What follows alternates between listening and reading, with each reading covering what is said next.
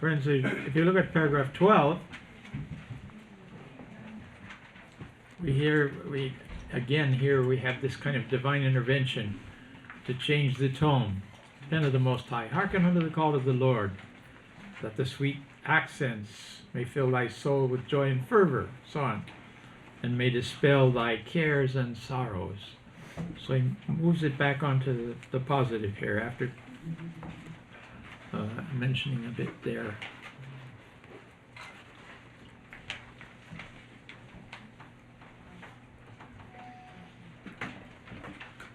Yes, okay. Back to temple. So someone read that for us, paragraph 12 and 13, and we keep going for a while. I think that would be good, unless someone gets really desperate.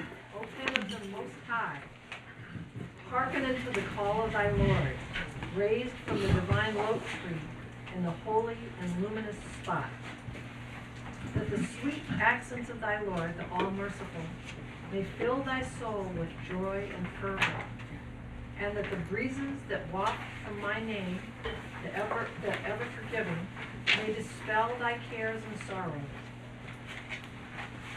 Raise up then from the temple, the temples of the oneness of God, that they may tell out in the kingdom of creation the tidings of their Lord, the most exalted, all glorious, and be of them that are illumined by his light. We verily have ordained this temple to be the source of all existence in the new creation, that all may know of a certainty my power to accomplish that which I have proposed through thy word be, and it is.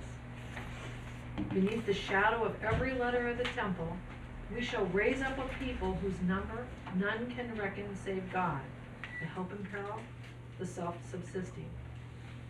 Ere long shall God bring forth from his temple such souls as will remain unswayed by the insinuations of the rebellious, and who will quaff at all times of the cup that is life indeed. These truly are of the blissful.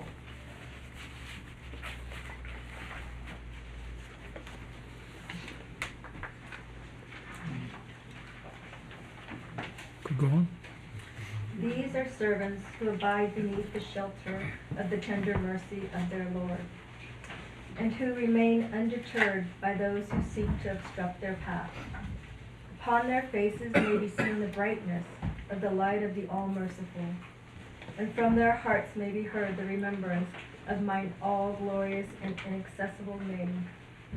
Were they to unloose their tongues to extol their Lord, the denizens of earth and heaven would join in their anthems of praise.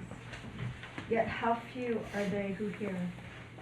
And were they to glorify their Lord, all created things would join in their hymns of glory. Thus hath God exalted them above the rest of his creation, and yet the people remain unaware. These are they who circle around the cause of God, even as the shadow doth revolve around the sun. Open then your eyes, O people of the Bayan, that haply ye may behold them. It is by virtue of their movement that all things are set in motion, and by reason of their stillness all things are brought to rest. Would that ye might be assured thereof. Through them the believers in the divine unity have turned towards him who is the object of the adoration of the entire creation. And by them the hearts of the righteous have found rest and composure, could ye but know it. Through them the earth hath been established, the clouds have rained down their bounty, and the bread of knowledge receiveth.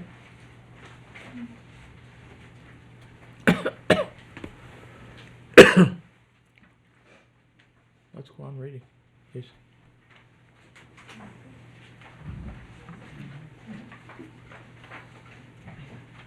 These souls are the protectors of the cause of God on earth, who shall preserve its beauty from the obscuring dust idle fancies, and vain imaginings. In the path of their Lord, they shall not fear for their lives. Rather, will they sacrifice their all in their eagerness to behold the face of their well-beloved. When once he hath appeared in this name, the Almighty, the All-Powerful, the All-Glorious, the Most Holy. O living temple, arise by the power of thyself in such wise that all created things will be moved to arise with thee. And then, thy Lord, through such ascendancy and might as we have bestowed upon thee, take heed lest thou falter on that day when all created things are filled with dismay. Rather be thou the revealer of my name, the help in peril, the self-subsisting. Assist thy Lord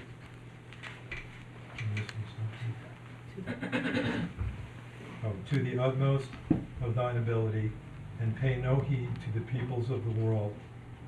For that which their mouths utter is like unto the droning of a net in an endless valley. Quaff the water of life in my name, the all-merciful, and offer unto the near ones amongst the inmates of this lofty station that which shall cause them to become detached from all names and enter beneath this blessed and all-encompassing shadow. O living temple, through thee we have gathered together all created things, whether in the heavens or on the earth, and called them to account for that which we had covenanted with them before the foundation of the world. And lo, but for a few radiant faces and eloquent tongues, we found most of the people dumbfounded, their eyes staring up in fear. From the former we brought forth the creation of them, of creation of all that have been and all that shall be. These are they whose countenances God hath graciously turned away from the face of the unbelievers, and whom he hath sheltered beneath the shadow of the tree of his own being. They upon whose hearts he hath bestowed the gift of peace and tranquility, and whom he hath strengthened and assisted through the hosts of the seen and the unseen.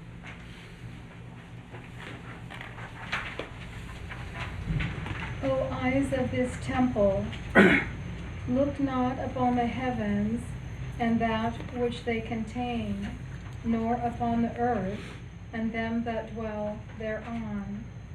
For we have created you to behold our own beauty. See it now before you.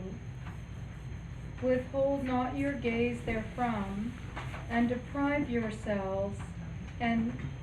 not yourselves of the beauty of your Lord, the all-glorious, the best beloved.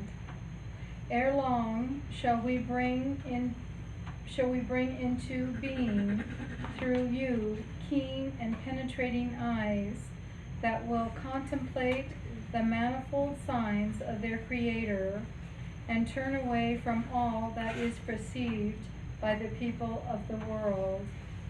Through you shall we bestow the power of vision upon whomsoever we desire, and lay hold upon those who have deprived themselves of this gracious bounty.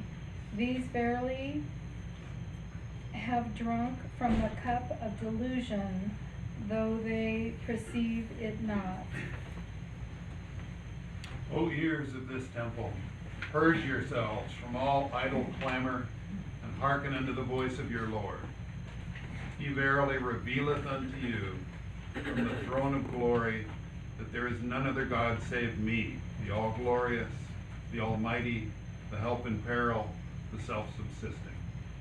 Ere long shall we bring into being, through you, pure and undefiled ears, which will heed the word of God, and that which hath appeared from the dayspring of the utterance of your Lord, the all-merciful. They shall assuredly perceive the sweet accents of divine revelation, that proceed from these most blessed and hallowed precincts. O tongue of this temple, we verily have created thee through our name, the All-Merciful, have taught thee whatsoever had remained concealed in the Bayan, and have bestowed upon thee the power of utterance, that thou mayest make mention of mine exalted self amidst my creatures. Proclaim then this wondrous and mighty remembrance, and fear not the manifestations of the evil one. Thou wert called into being for this very purpose by virtue of my transcendent and all-compelling command. Through thee have we unloosed the tongue of utterance to expound all that hath been, and we shall again, by my sovereign power, unloose it, to speak of that which is yet to come. Ere long shall we bring into being through thee eloquent tongues that will praise and extol me amongst the concourse on high and amidst the peoples of the world. Thus have the verses of God been revealed, and thus hath it been decreed by the Lord of all names and attributes. Thy Lord, verily, is the true one, the knower of things unseen. Nothing whatsoever shall prevent these tongues from magnifying their Creator. Through them, all created things shall arise to glorify the Lord of names, and to bear witness that there is none other God save me, the all-powerful, the most glorious, the best beloved. Nor shall those who make mention of me speak aught unless they be inspired by this tongue from its lofty station. Few, however, are they who understand. No tongue is there that speaketh not the praises of its Lord, and maketh not mention of his name. Amongst the people, however, are those who understand and utter praises, and those who utter praises, yet understand not.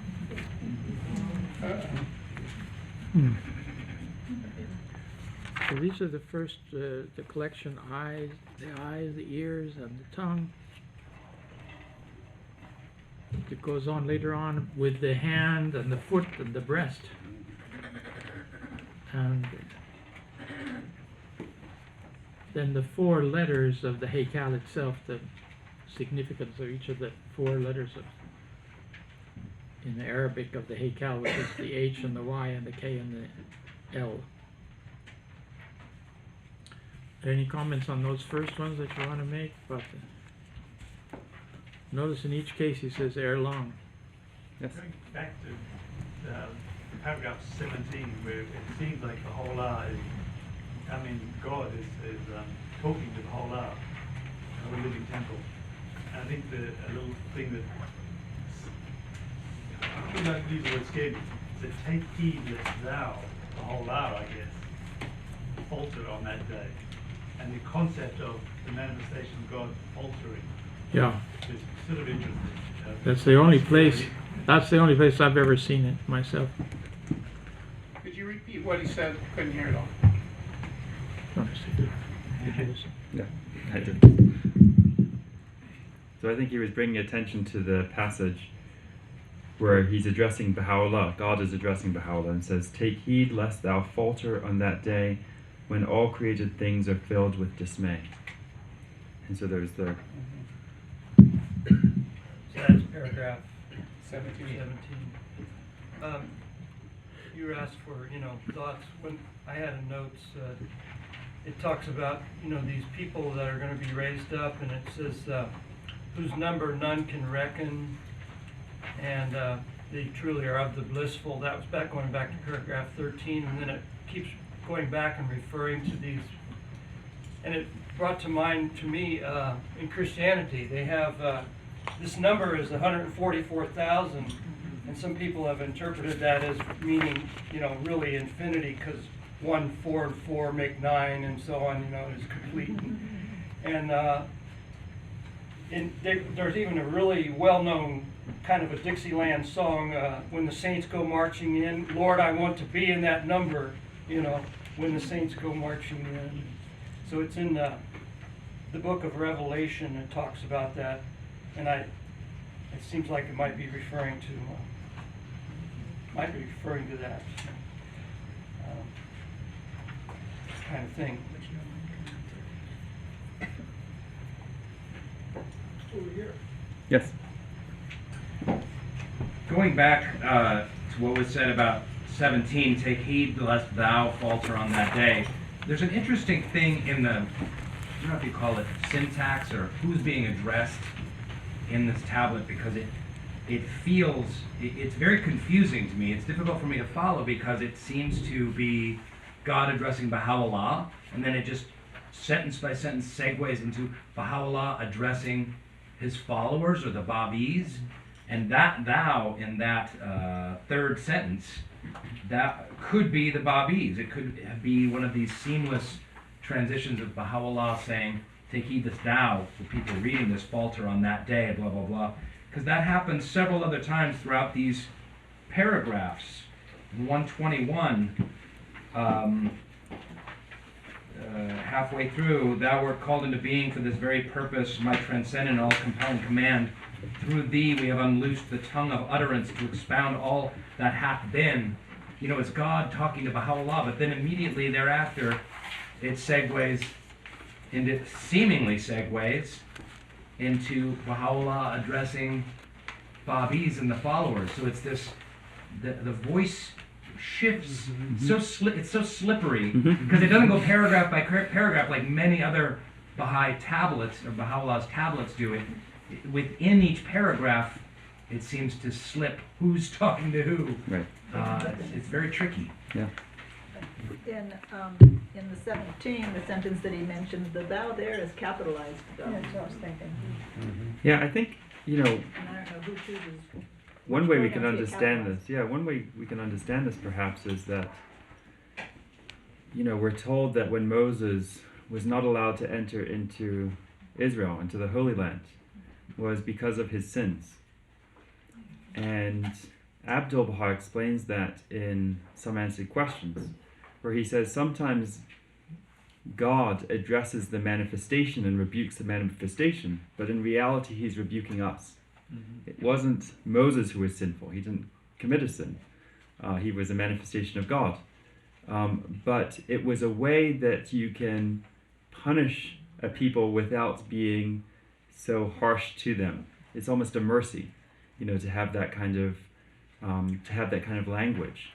You know, that if my daughter's 5 years old and my son is 7 years old, and sometimes when my daughter does something, I'll tell my son off, you know, for doing such and such, or, you know, be careful about this, because my daughter might not be able to take it as well as my son would be able to take it. And then I tell my son afterwards, I was just saying that because of your sister. But I think it's the same kind of process that goes on, is that sometimes there are rebukes to the manifestations of God.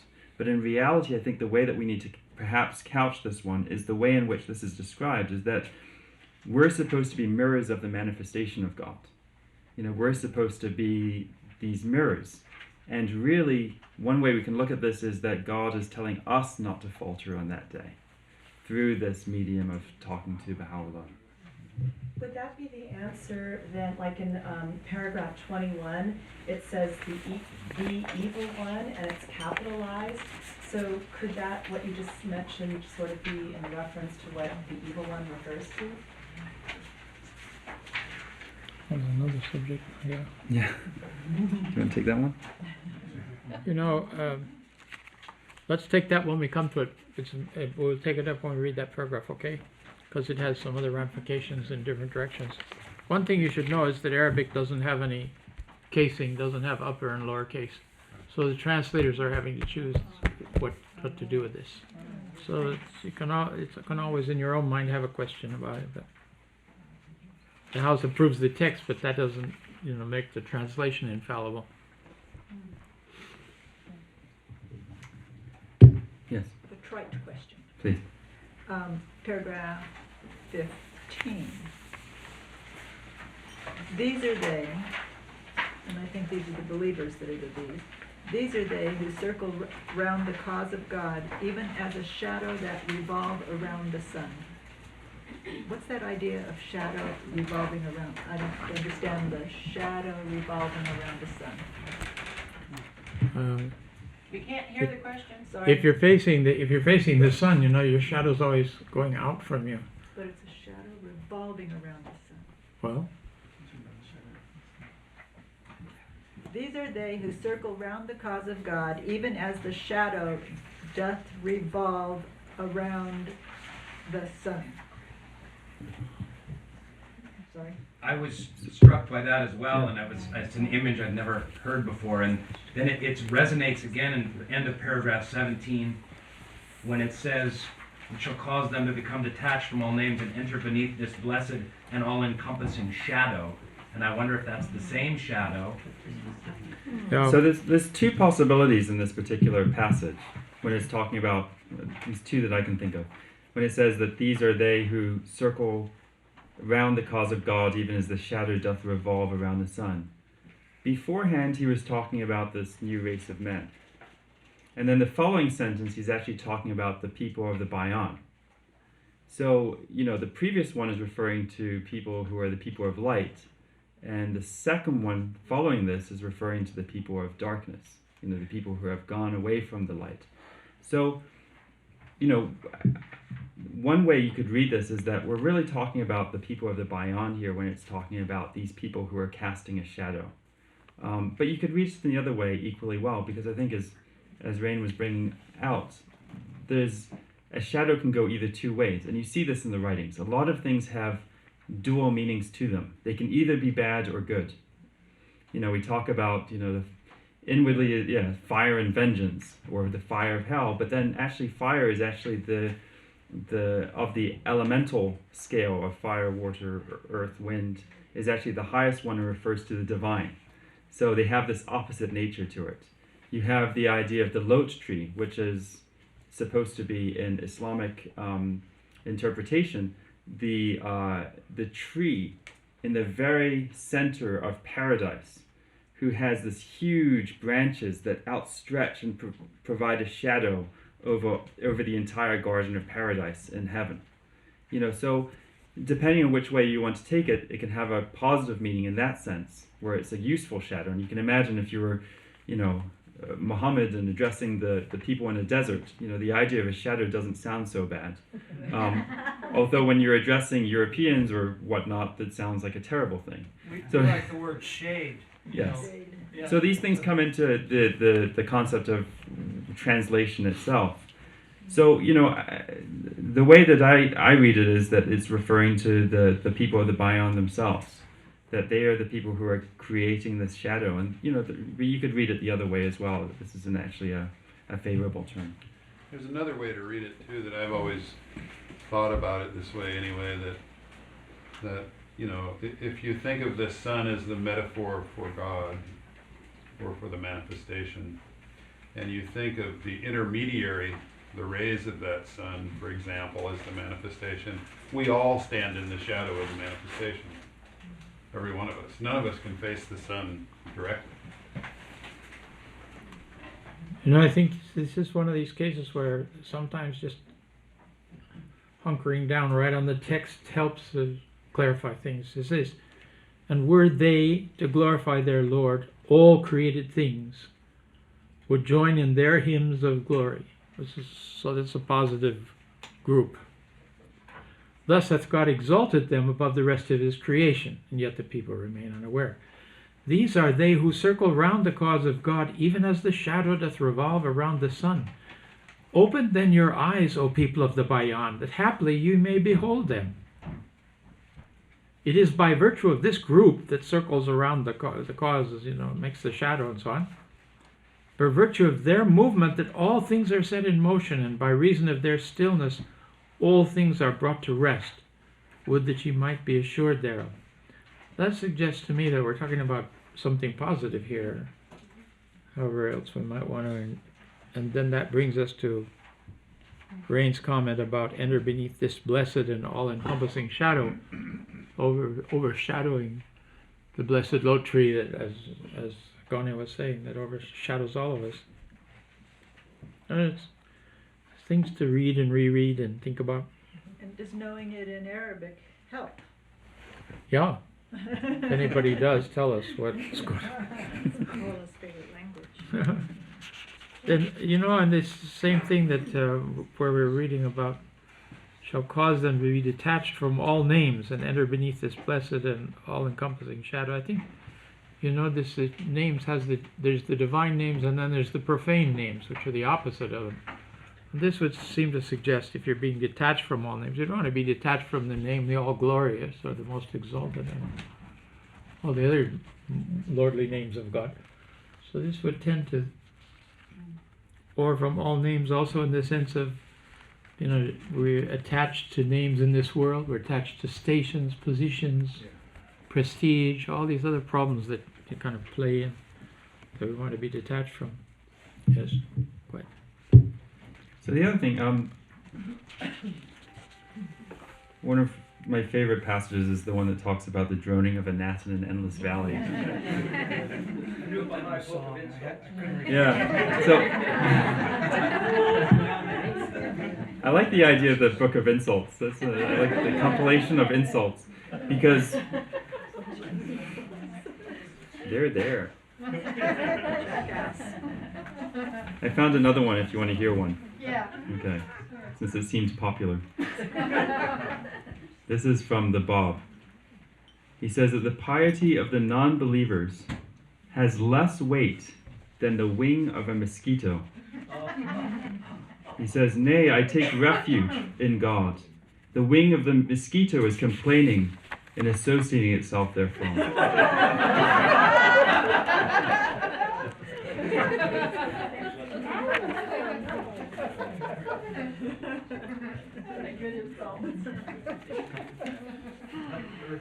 But going back to this idea as well of, the importance of understanding the Quran and understanding the Bible is in this particular passage here when it talks about, it says, "Quaff the water of life in my name," in paragraph 17.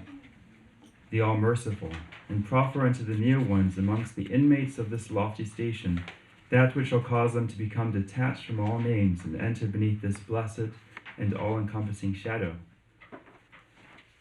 And studying the concept of paradise is quite illuminating as far as understanding what Baha'u'llah's claims are and what he's meaning when he says certain things. The picture there's this book, which I would recommend you don't buy. It's called The Islamic Understanding of Death and Resurrection, because 95% of it is useless. But 5% of it is quite useful because it gives a very nice florid description of what paradise is supposed to be like. And as a Baha'i reading this, it just added a whole layer of meanings into what Baha'u'llah was talking about. That, when it describes paradise as the center of paradise being the Sadratul Muntaha, the lote tree beyond which there is no passing, and that the shade of the branches extend all over paradise, and that from the foot of this tree is where the Kawthar fountain comes from, this original fountain. And then out of the base of this tree, this fountain is coming out and then divides into its 4 rivers of paradise. And that those 4 rivers are the rivers of water, of milk, of honey, and of wine. And then you start reading the Baha'i writings, in that context and seeing how Baha'u'llah is reinterpreting what paradise is in reference to his own self and his own writings. And then it comes out. And then the idea as well of getting the water from that fountain, from that pure fountain, and then offering it to other people. That it's been offered to you, mirror that action to other individuals. I have a question. I still am unclear why there is so much reference to this, ere long will we raise up a race of men throughout this tablet. I've heard the new race of men in many other Baha'i writings, but never kind of said with such frequency, with such purpose. And I'm confused by it. Can you articulate your confusion? Why is Baha'u'llah, he seems to be, in just my kind of dumb meat and potatoes way of looking at a tablet, he seems to be saying to the Babis, hey, before too long, I'm going to raise up a race of men who do all these incredible things. Their tongues are like this, their eyes are like this, etc., etc. Get with the program and join up with this race of men, or you're just going to be left behind. But am I reading that right? I just don't understand I don't understand why Baha'u'llah keeps referencing this future race of men. Mm-hmm. I think that sounds very positive to me, and also the idea that he's enunciating qualities and aspects there that are missing from the present generation, so to speak. He's, yeah. I see it as hopeful. I mean, I wrote next to all these paragraphs, hope, hope, hope, because it shows how powerful and glorious the revelation is, and its dispensation, and where we're headed. And so, and it also, I remember reading one of these the first time when we were doing a teaching campaign, and I kept thinking, wow, these people are going to come, right? And then it occurred to me that maybe we need to be trying to be some of these people in our own bigger ways, right? So Yeah. all of it to me is just so hopeful. Hopeful, yeah. Please. So in line with this idea, I think of there's so when we were talking about shadow, and then there's also a whole bunch of mention of like they're joyful but they're on the couch, and there's it's not enough to be happy. It's not enough to be excited about having a message, because the Bob's message is great and the Ion excellent, of course. But to, like, that idea of search is critically important. You have to be like promoting that idea, that self-search, like we were saying. Like, you're never gonna know what God is really, because that's not knowable by us. But you can search, and like that's the point of these writings. And bringing that to shadow, it's like something is always in motion, and there's gonna be a shadow around it, and it can be good, it can be bad. And then it also reminded me of like the second law of thermodynamics. It's like the heat death of the universe. It's like you want to things have to continue to stay in motion. Like you can't. I wish I could explain it better. I can when I'm a little less frazzled, but I need to watch it. There's someone else in the middle here had their hand up. No? What Okay, all the way back. This race of men is specifically mentioned by Bob in his own writings. So Baha'u'llah emphasizing this in this letter, a section of the letter to the Babis, the people of the Bayan, is to connect to that revelation as it appears to be. Mm-hmm. So that's why there's such a heavy mention on the new race of men, because it's also a phrase from the Baha'u'llah. Go ahead. Well, one of the things that strikes me in this the Torah to react to it is the transitory nature of opportunity to be part of the revelation. There's no guarantee here. You have an opportunity, you either seize it or you don't. The warnings are to give you some sense of the seriousness of that. But also there's the statements about in that I'll raise up the midmost hearts of the ocean and things of that sort. So that all of us have an opportunity, but it's not ours in perpetuity. And if we do not seize it, then it's lost to us, and others will take it up. Is that? It's like we're all part of the raising up. I mean, we're all part of that. We're either that we choose to be a part. Like raising up, I don't think he's just going to make people appear.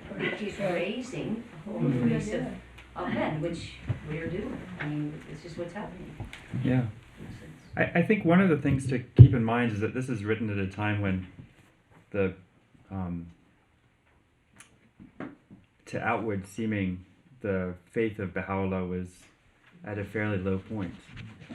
He'd been exiled to Adrianople when the first one was revealed, and then I think it was in Akká when the second one was revealed. It wasn't a very glorious time. And then the internal division that came out with Mirza Yahya was something that really caused a stain on the history of the faith. And I think part of it is that, we'll see in this tablet, there's this constant going back and forth of crisis and victory. That things are going terribly, and you'll see Baha'u'llah seeming to complain about what's going on, with the people of the Bayan, but then you keep on getting these reminders that everything's going to be okay, that this new race of men will raise up. And I think this is one of the big themes of this, is that the happiness of Baha'u'llah rests upon this new race of men that will be raised up. So in a sense, the good pleasure of Baha'u'llah depends upon us trying to raise ourselves up to that standard that's being mentioned here as the new race of men. And rather than making the Haykal a historical document, that had to do with particular events at a particular time that don't have necessarily applicability to today, it actually makes things very relevant by mentioning this new race of men and mentioning the future tense in which this new race of men is supposed to come about. Yeah, I wanted to comment on that about the future. There's that where Baha'u'llah talks about that in the future. He says, "I've come to create such a world that a woman can go from one end of the, I forget how he said it, one end of the, on this long journey with the most beautiful jewels and most beautiful woman, and not a single man will cast a lustful eye upon her." I mean, that is so far from the way this world is now. It's Yes? Whenever he speaks of raising up a new race of men, I often wonder if that is referencing the Christian aspect of when Christ comes again, all the true believers will be resurrected and will live in the kingdom of God, will live in his kingdom, will be with him. Is that resurrection and the equivalent to, in the Baha'i language, the raising up of the new race of men, or is there no connection? Interesting the way, I don't know, I don't see an immediate connection myself, because these are living souls that will be raised up rather than... Well, the Christians believe the everyone will be resurrection. resurrected out of their grave, and then we'll be living here on the kingdom of God on earth. I think I could... And all of take a the connection. Christians who heard the revelation and hearkened to it are those Christians. The only ones are living ones that have recognized the manifestation. That's the resurrection, because that's what Baha'u'llah says. He says, the trumpet blast goes out, and sleeping in the graves of disbelief or of negation, then they're awakened and they rise into the atmosphere of, they're literally raised up from their graves. Which the Christians don't see yet, because they're They don't see expecting it that way. look different. They don't see it that way. Yeah. But you're just saying different from the ere long a new race of men will be raised. Yes. Oh, I see. But that's the day of judgment when the Christians accept. And it's over. I mean, Baha'u'llah it's came happened. and he did it. And So that's already happened. so there's something in progress until all eyes see him, which is that this period we're in now of teaching, and until the full coming of Baha'u'llah is recognized. Yes. Yes, I think we need to look at the wholeness of, when he says a new race of men, we need to look at the wholeness of the age that is already visible to us and will be visible in the future. There are extraordinary innovations that are just improving at all levels of life, the world. Yeah. And this new race of men, I often think of the Bob's address to the Letters of the Living, where he says, a newly born babe. He says, the secret of the day that is to come is now concealed. It can neither be divulged nor estimated. The newly born babe of that day excels the wisest and most eloquent men of this time, and the lowliest and most unlearned of that period shall surpass in understanding the most erudite and accomplished divines of this age. Very interesting. I think we got Bob. You want to say? I just wondered about this a little bit, this almost midwifery generation in terms of our role of giving birth to. That our job is to raise that up or to awaken. And I'm wondering about your comments about that. It almost seems like we are, if you would, a transitory generation who are help birth that. Formative Baha'is of the formative age. Yeah.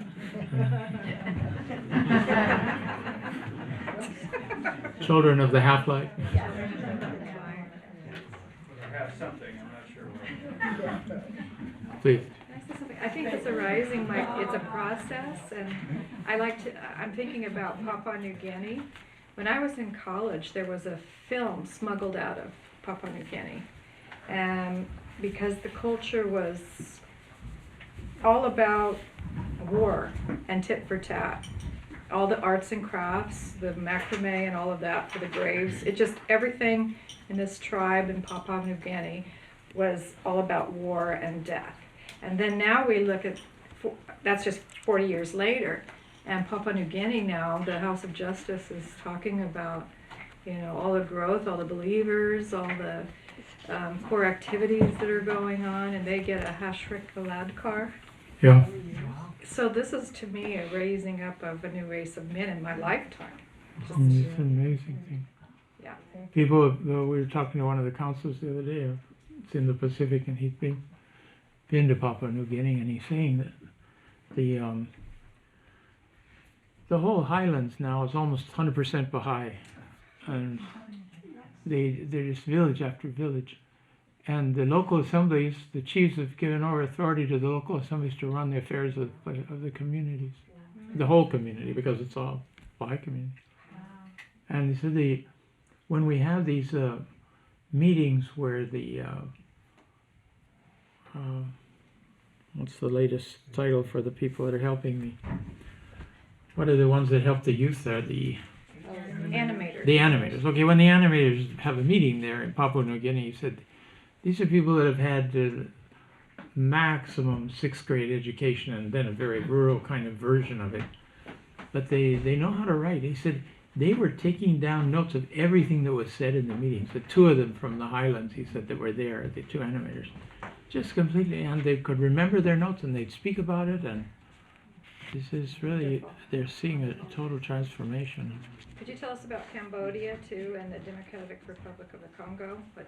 I wish I could, but I can't give you The more latest, greatest, all the good stuff they're doing. late news. I know there are a lot of believers in the Congo, and they have a lot of activities, especially the Lubumbashi area seems to be quite active in all of the various processes of the plan. So this Cambodia, is- I haven't heard anything recently, but that was when I left the Holy Land 4 years ago. They're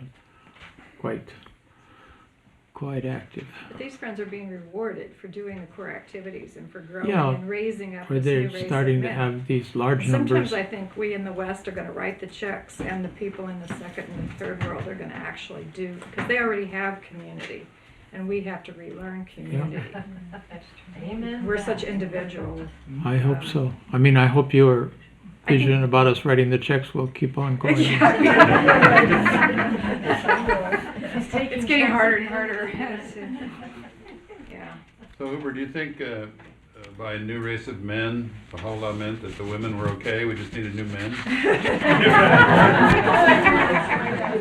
Very funny. You know, David, I was really thinking a woman would ask that question, but I'm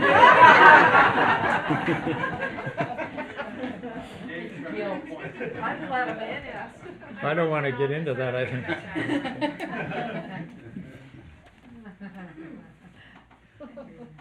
I mean, if you want to look at the galaxy of Baha'i immortals that Shoghi Effendi speaks about, the great souls of the West that have gone on to their world. You know, he names, I think, there's 5 women, and there's 1 man, and Hai Dun gets into the crowd, but otherwise it's May and Martha and Lua and Juliet Thompson and Ella Bailey. And these are the immortal galaxy of the highest positions. It's interesting in the East, because of the restraints on women, constraints, they didn't excel particularly in the teaching work. The men were the ones that had to go out and sacrifice everything, and they were the leading, if you will, apostles of Baha'u'llah. But in the West, because the women were free, they took off and took the lead, and Martha Root above all. Archetypal, if Marian Jack is the archetype of Baha'i pioneers, Shoghi Effendi says the archetype of travel teaching is Martha Root. Both are women. Who's that tooting back there? It's a trumpet again.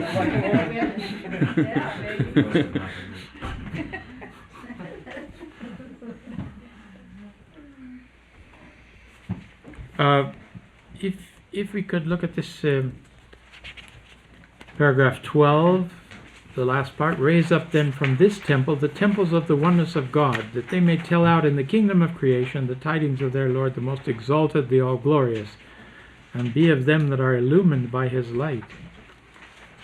Again, we have these twin manifestations of God, the most exalted. That this is the call to the Bab and Baha'u'llah, the Ya Ali'ullah, Ya Baha'u'llah. And I found this passage.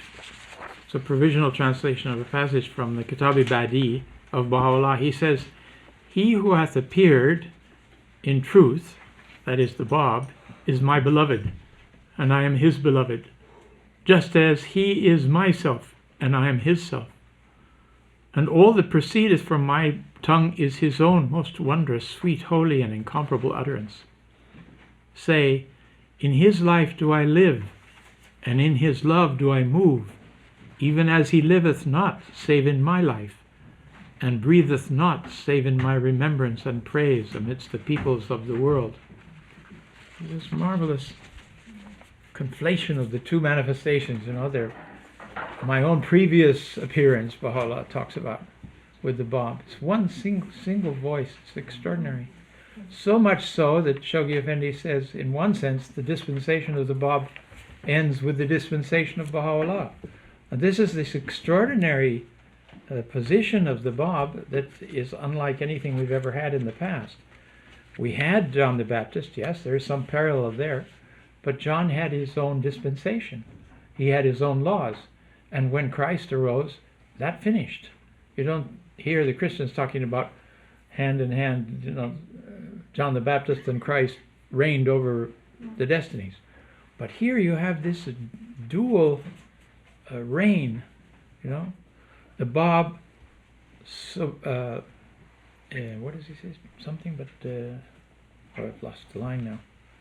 In the dispensation, he defines the role of the Bab as subordinate, though allied with Baha'u'llah. It's like in the star systems where you have two stars in the center of a solar system. There's always one fixed star, and the other sun goes around the first one. So this would be similar. The Bab is there, he's submissive to Baha'u'llah, but Baha'u'llah is identifying everything he does with what the Bab was doing before him.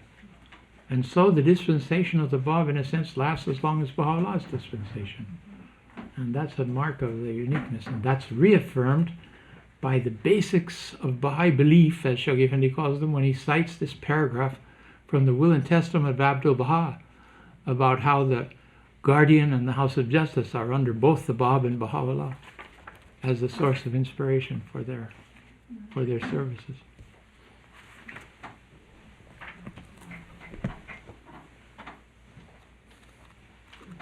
Mm-hmm. Shall we go on with this? Oh, and this in regard to these temples, again, the language is interesting, even from the Bible. I found this in Corinthians, 2 Corinthians.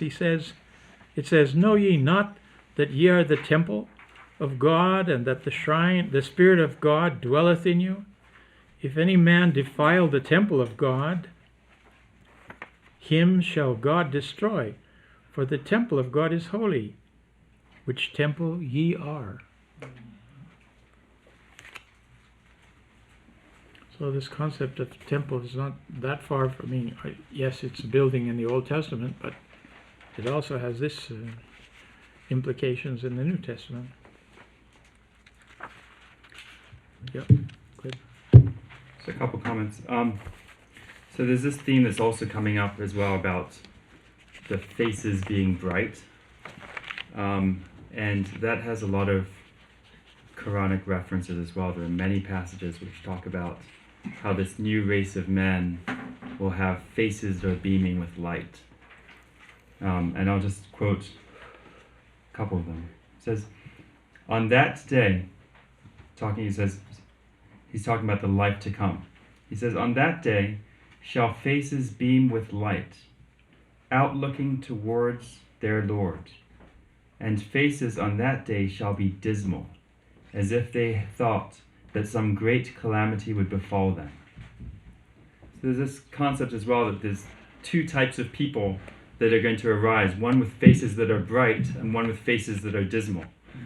One with, bright faces and one with faces that are shadowed.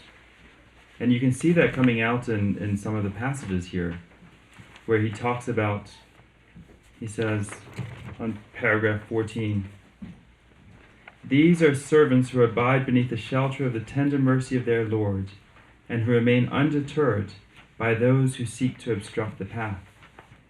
Upon their faces may be seen the brightness of the light of the All-Merciful, and from their hearts may be heard the remembrance of mine all-glorious and inaccessible name.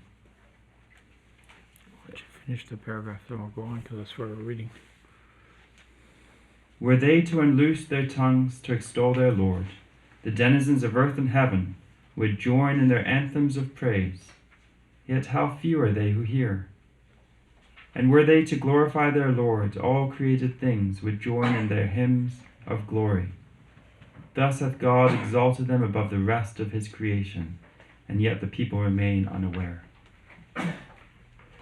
So there's this concept, if you look at the story of Moses when he came down from Mount Sinai with the tablets, and he'd been in front of the burning bush, and it said that the tablets themselves, they were supposed to be inscribed with the finger of God, that the tablets glowed, and that this glowing of the tablet made the face of Moses to glow. And they said when he came to the people, they saw this glowing face, and they were in awe of this glow that came from his face. And there's the same kind of parallel that's going on, that the tablet is glowing and the person of the manifestation of God is glowing. And they're both reflecting this light. It's the same concept that's brought up in the Haykal of who are we talking about? Are we referring to the Haykal as the person of Baha'u'llah, or is this a reference to the tablet itself, to his writings? Which one is this referring to? And then this concept as well, that the brightness of the face of the manifestation of God is going to, if we turn in his direction, is going to cause our faces to be illumined. And that light is going to bring about brightness upon the whole earth. So we're supposed to mirror forth that light to humanity as a very, has a very strong Quranic reference. Remembering in the Tablets of the Divine Plan, Abdu'l-Baha invokes this same image in saying that we should become incarnate light, that the teachers of the faith should become incarnate light. How far did we get with the readings? We're over to 20? 23?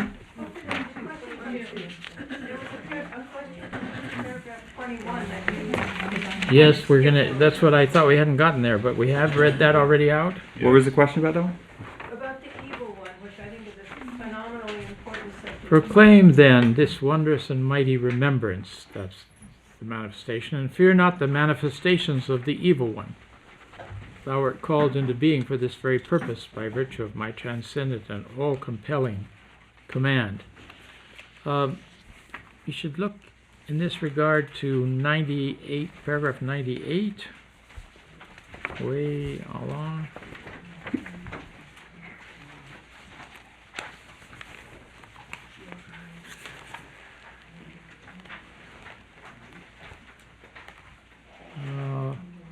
Follow not that which the evil one whispereth in your hearts, for he verily doth prompt you to walk after your lusts and covetous desires. This appears to me as a more general reference to the evil one, but then he becomes personified in Mirza Yahya in the next paragraph. The evil one hath appeared in such wise as the eye of creation hath never beheld. He who is the beauty of the All-Merciful hath likewise been made manifest with an adorning the like of which hath never been witnessed in the past. The call of the All-Merciful hath been raised, and behind it the call of Satan. And this is the Yahya's counter-proclamation that he's the best beloved of God, and he's the one towards whom everyone should turn. So this evil one, I take it here, the manifestations of the evil one are the ones that are countering Baha'u'llah, and those were that at that time those were pretty much limited to the Babis and the Persian divines. Hooper, when was this written in relation to the murders of the three Azalis by the Baha'is? This is in Adrianople. Yeah, right. Yeah. The first one. Yeah. But wasn't the tablet revised after those? Yeah, but not deaths? radically. There were small adjustments. But this is in the. Okay. I think this is in the original. I don't have the original with me today, but. Yeah. certainly this one about the call is there from the beginning, because that was a promise of Islam. That Right. God would, the merciful, call of all merciful would be raised, and then the call of Satan would follow it.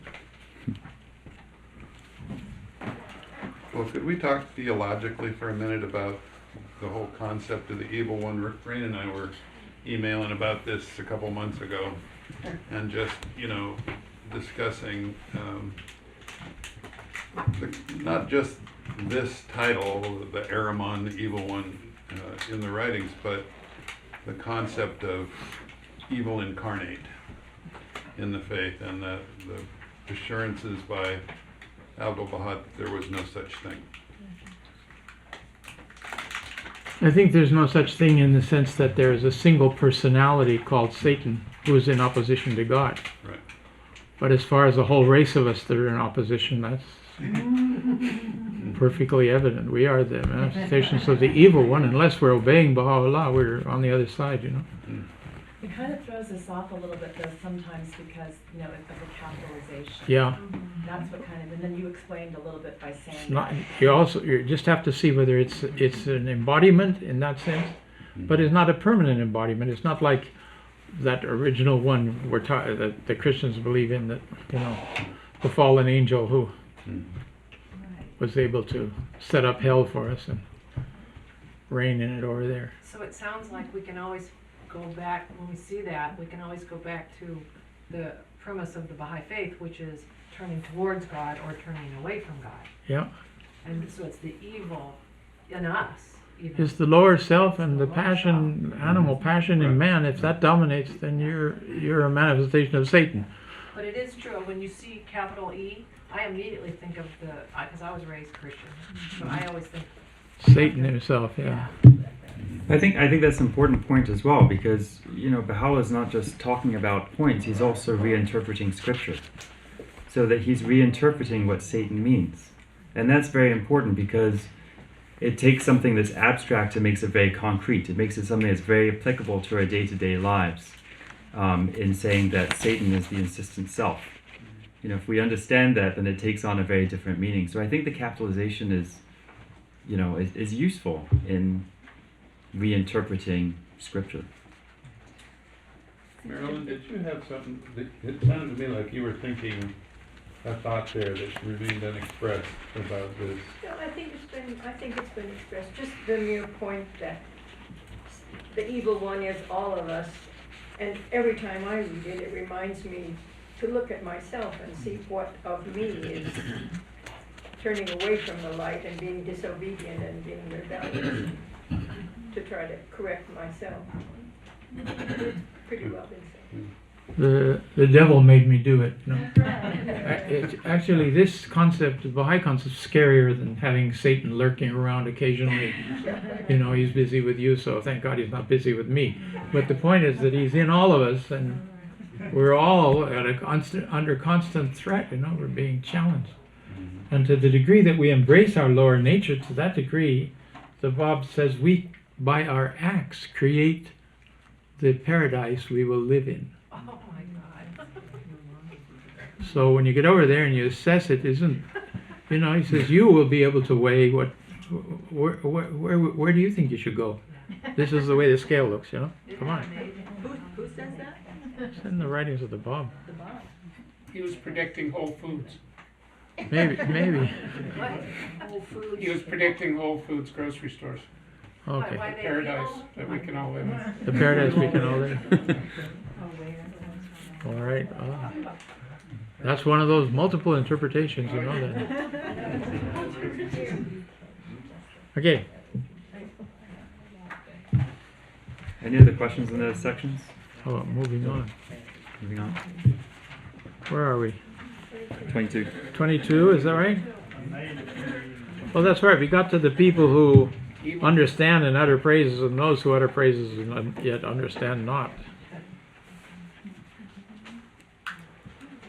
Okay, The believers that have some sense about what they're doing, and the other ones that are just rote, acting in their roles of saying their obligatory prayers. Shoghi Effendi says we have to be careful if we don't say our obligatory prayers in rote. You just get in the habit of saying it. It's like, oh, it's noon. And it's over, you know. Got to take care of that one, you know. And this is why he says prayer meditation should be together with prayer. This idea of meditation, he says, is not the same as prayer. Meditation is thinking about the verses of God and the prayers we're reciting. Thinking about their meanings, giving a chance for the inspiration of it to flow into consciousness. It's like, you know, hello God, I'd like this and that, thank you very much. Excuse me, I had something to say and you didn't listen. And thank goodness for their fasting period, because if it wasn't for us going through that fasting period, sometimes we don't come back to those simple little things. Yeah. That anchors us. Terrific boon. There was a tablet, we didn't put it in the compilation on prayers and meditations because it sounds like it needs an explanation. But Baha'u'llah says the fast is like a spider web. You know, the spider catches morsels that it could never catch if it didn't have a web. You spread out something and you catch favors and bounties of God that you wouldn't normally catch. But because you're practicing the fast, you're observing the fast, you get extra bounties. You get the special graces ordained for every hour of the fast, you know. And of course, some of us miss some of the hours, but... Hooper, could you email that to, our contact here, and we can send it out to the people that would be fascinating to have this kind of... No, I'd rather remain a hearsay. He says in the same tablet, he said, besides this is a spider's web, he said the fast is a dam, like a damnification, where you store up lots of water and then you have it for use the whole year round after that. I don't know. I'm sure there's a name for that David could tell us, but let's not get into that. Okay. Can I say one thing? Why not? Yeah, along that line, Abdul-Baha also made a statement about the 95 alawapas, not making those a rote repetition as well. He said that we should be bringing to mind the names and attributes of God as we're repeating them. But to your expression earlier of there being different rules and regulations for different levels of the plane, in my own self-defense, I think saying the obligatory prayer and the Allahu Abhas by rote is better than not doing them at all. I think that's fair enough.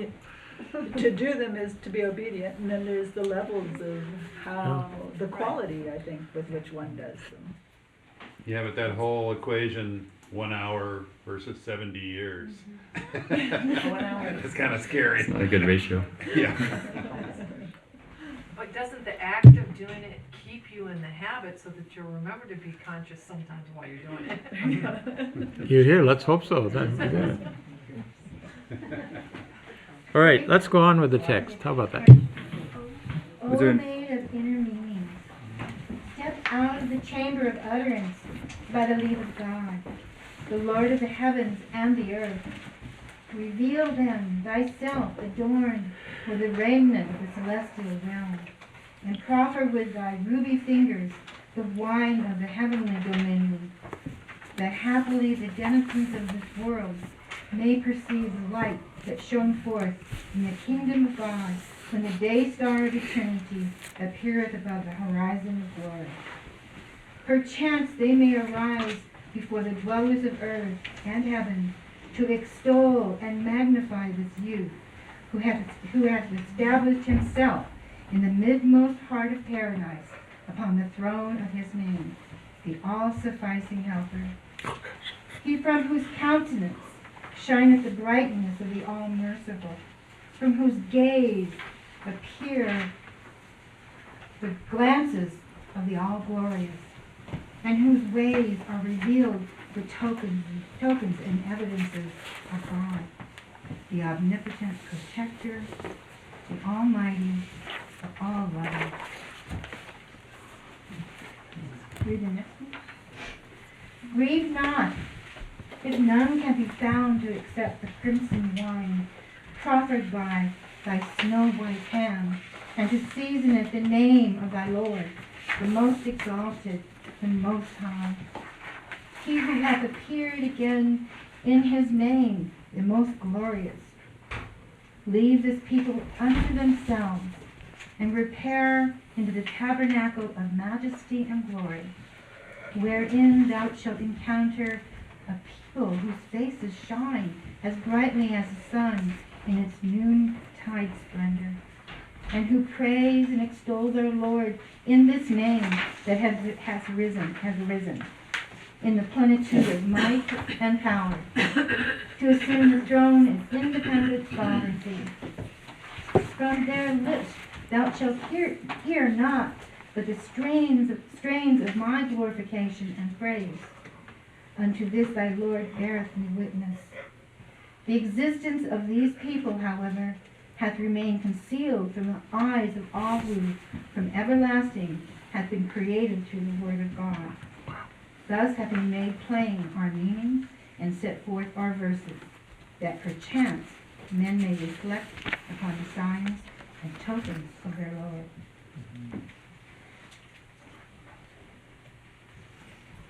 Sorry, one. These are they who, in truth, were not enjoined to prostrate themselves before Adam. They have never turned away from the countenance of thy Lord, and partake at every moment of the gifts and delights of holiness. Thus hath the pen of the All-Merciful set forth the secrets of all things, be they of the past or of the future. Would that the world might understand. Ere long shall God make manifest this people upon the earth, and through them shalt exalt his name, diffuse his signs, uphold his words, and proclaim his verses. In spite of those that have repudiated his truth, gainsaid his sovereignty, and cavilled, I don't know what that means, at his signs. O beauty of the all-glorious, shouldst thou chance upon this people and enter their presence, recount unto them that which this youth hath related unto thee concerning himself and the things that have befallen him, that they may come to know what hath been inscribed upon the preserved tablet. Acquaint them with the tidings of this youth, and with the trials of tribulations he hath suffered, that they may become mindful of mine afflictions, and be of them that understand. Recount then unto them how we singled out for our favor one of our brothers. There's the guy, yeah. How we imparted unto him a dewdrop from the fathomless ocean of knowledge, clothed him with a garment of one of our names, and exalted him to such a station that all were moved to extol him, and how we so protected him from the harm of the malevolent as to disarm even the mightiest amongst them.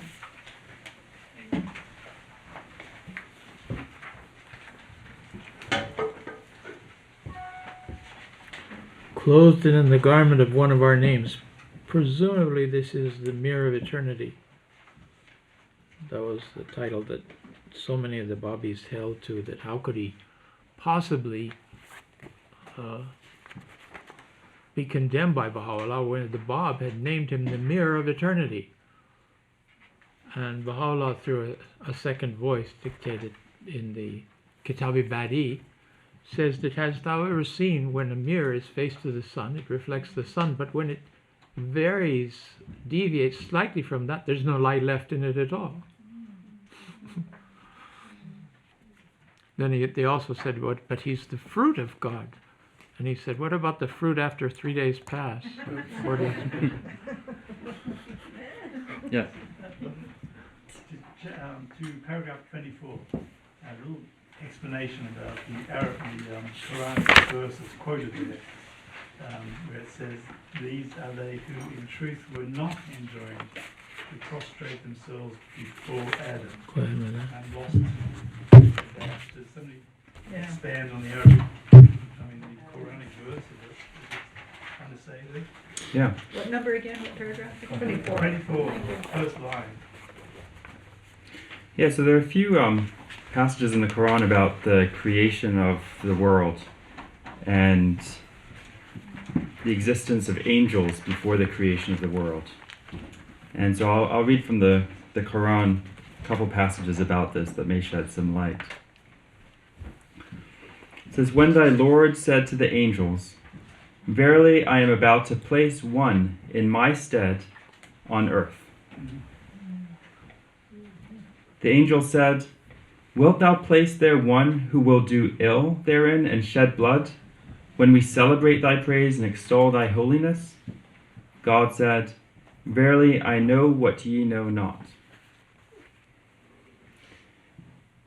And the Lord taught Adam the name of all things, and then set them before the angels and said, Tell me the name of these, if you are endued with wisdom. They said, Praise be to thee, we have no knowledge, but what thou hast given us to know. Thou art the knowing the wise.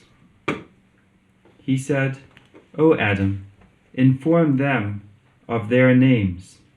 And when he had informed them of their names, he said, Did I not say to you that I know the hidden things of the heaven and of the earth, and I know what ye bring to light, and what ye hide?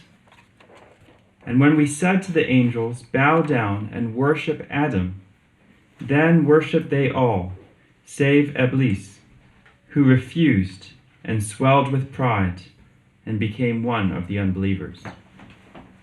So there is this concept that God, in order to bring a representative on earth, created this individual, Adam, who was bestowed with all of the names of God. And that the angels themselves were asked to bow down and worship this individual creation. And there was one individual who refused, and that individual was cast out. And there's another passage in the Quran where, let me read this part. He said, He swelled with pride and became an unbeliever. O Iblis, said God, what hindereth thee from prostrating thyself before him, whom my hands have made? Is it that thou art puffed up with pride, or art thou a being of lofty merit? So there's two reasons that God gives him as an excuse for why he didn't prostrate himself before Adam. One of them was that he had swelled up with pride, and the other was that there were certain individuals, it seems like, from the reading of this passage, who were so lofty that they were not required to bow down in front of Adam. Syed Kazim, in one of his works, identifies those people. And three groups. He says the cherubim and the alim, exalted angels, and the bearers of the throne are the ones that didn't have to bow down. And here, Baha'u'llah seems to be identifying this new race of men with these, associated with these highest ranks of angels. So they have never turned away from the countenance of thy Lord, and partake at every moment of the gifts and delights of holiness. And at the end he says, ere long shall God make manifest his people upon the earth, and through them shall exalt his name, diffuse his signs, and so on. So that's an interesting tidbit too there. Yeah, it's interesting because it seems from the writings that there are different levels of angels. I mean, my own conception was that there are angels and then that's it. You get an angel or you're not an angel, kind of binary. But in the writings it seems to suggest that there are multiple different levels of angels. There are some that are way higher than others, and they all have their different functions. They all have their different occupations in the next world. We're all kept busy. And this concept as well, that there are certain individuals who are present here, may be of those exalted types of angels, is something that Baha'u'llah alludes to here, but also is in the writings of the Bab, and you can see it in the Quran, and then also in the Bible. There's a passage in the Bible where Paul is saying, he says, know ye not that we shall judge angels? when he's talking about the new race of men that Christ had created. There is a reference in Islam to angels of 2 wings and 4 wings and 6 wings and 10 wings or whatever it is. They asked Baha'u'llah about that, and he said exactly this. There's different levels. He said the angels of 2 wings, this is the lowest group of them. They're the ones that are assigned to write down everything you say and think.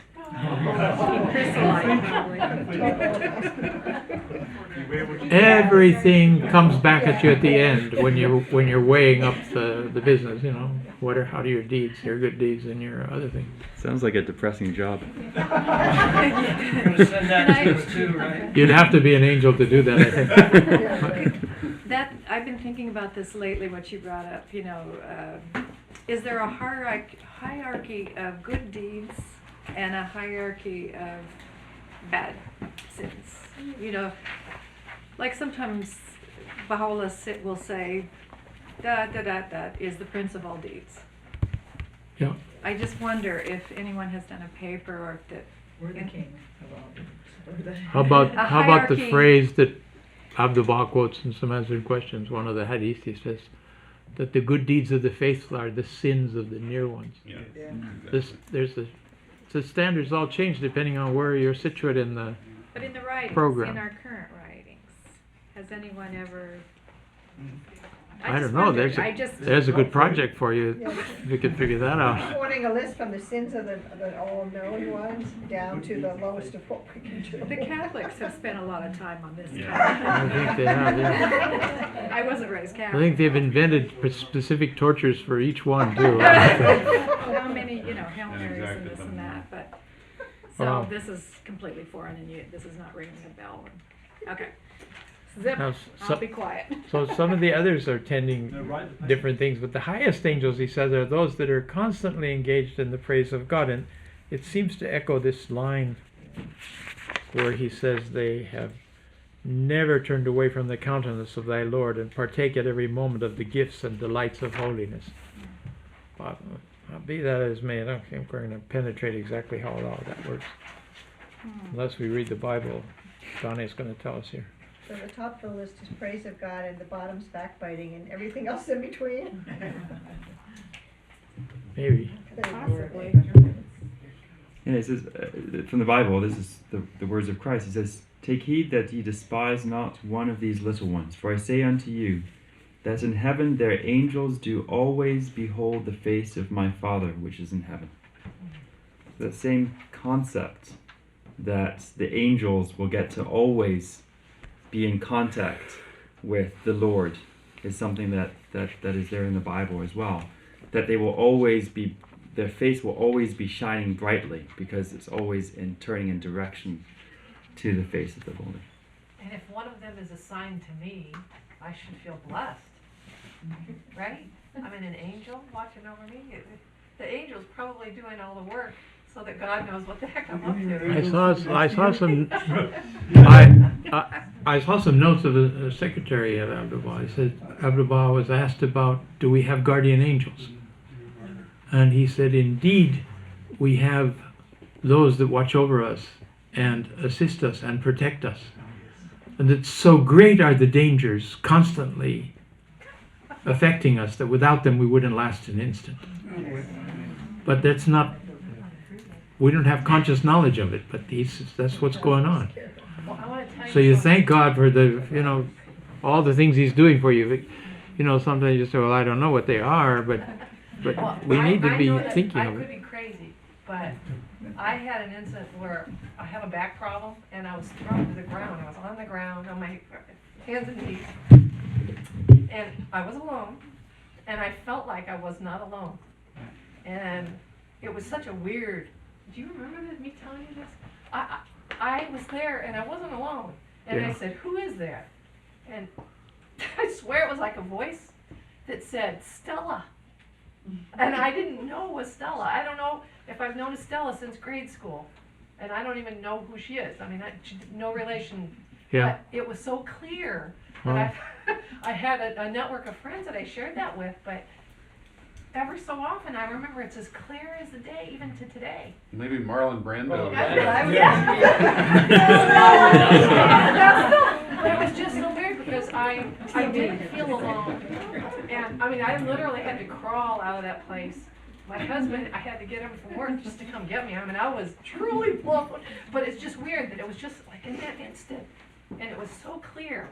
And it was like, we don't always get those kind of experiences. And Yeah. I've always thought, geez, how neat that I even had that. Even if it was just my imagination. I didn't feel like that I, willed this on to myself. Sure. I thought, this is like a little glimmer from heaven. Thank you. Thank you. It was pretty I think cool. lots of times intuitive things come to us and we don't, maybe we think the idea suddenly come to me. Well, why did it come to you? Remember one time we were driving in the back highway in Nicaragua and a carload of us going to some teaching event. And the idea came, you've got to stop the car right now. We have to check something. Not knowing what to check, but we should check the car. Why? Well, just stop. Will you please stop?